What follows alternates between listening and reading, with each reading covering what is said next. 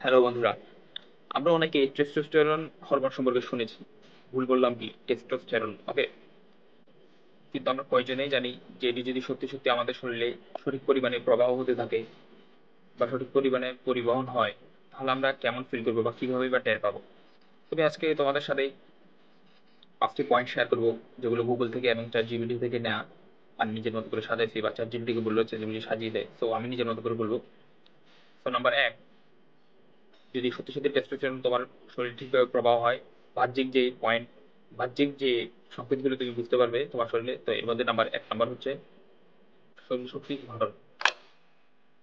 এর মধ্যে হচ্ছে মানে তোমার সহজে ক্লান্ত লাগবে না, শরীর একটু করে ভারী ভারী লাগবে, শক্তিশালী মনে হবে। বাট এর মধ্যে মানে আনরিয়েলিস্টিক কিছু না, রিয়েলিস্টিক বাট তুমি নর্মাল একটা মানুষের মতো হবে, যে এই বয়সে একটা পুরুষের যেমন থাকে, ধরো over 18 plus or 19, I mean 19 plus, over 18 বলা যায়।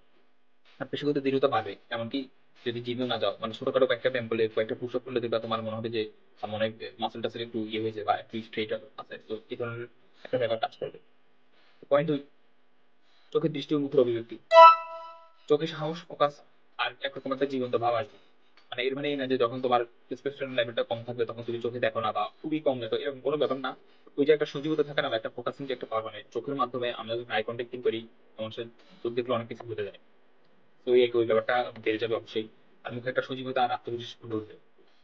মানে তোমার কথার উপর কেউ দাম দুক বা না দুক, তোমার একটা মানে ব্যাপার থাকবে যে আমার কথার দাম আছে। নাম্বার 3, মানসিক অবস্থা। ফোকাস অনেক বাড়বে ভাই। এটা এটা অনেক মানে অনেক গবেষণা বা অনেক রিসার্চ আছে, তোমরা চালিয়ে দেখতে পারো। আর আর আমি যে অনেক ফটো এরকম কিছু, আমি তো এগুলো গুগল থেকেই বলতেছি, তো এই আর কি। আচ্ছা, ভিডিও বানাচ্ছি, তো ভেতর থেকে শান্ত শান্ত লাগবে, যেন মনের উপর নিয়ন্ত্রণ থাকবে। ব্যাপারটা এরকম না যে যাই হয়ে যাবে তুমি সবকিছুর উপর তোমার নিয়ন্ত্রণ থাকবে। ব্যাপারটা এরকম যে তুমি নিজেকে একটু মানে ফুলফিল ফিল করবে আর কি, মানে ফুলফিল লাগবে নিজেকে। কেননা কোনো ঘটনা ঘটে গেলে তুমি বুঝতে পারবে যে না ঠিক আছে, ব্যাপারটা এরকম হয়েছে বা ওরকম হয়েছে, কোনো একটা দিক মানে সমাধানের দিকে যাবে। আর মনের উপর নিয়ন্ত্রণ থাকবে না, মনের উপর নিয়ন্ত্রণ থাকলে অনেক কিছু পসিবল আর কি। আর একটা গুরুত্বপূর্ণ হচ্ছে যে এই পয়েন্টের মধ্যে, সেটা হচ্ছে ডিপ্রেশন বা গিল্ট ফিলিং অনেক কমে যাবে। তো এই খারাপ অভ্যাসগুলো থাকলে যা হয়, তো এটা যখন ঠিকভাবে প্রভাব হবে, খারাপ অভ্যাসগুলো সামনে ঠিকভাবে প্রভাব হয়, ভালো একটা ডায়েট, ঘুম ঠিকভাবে প্রভাব হয়, দেন হচ্ছে এই ব্যাপারগুলো তোমার কাজ করবে। তার 4 নম্বর হচ্ছে আচরণ ভাই।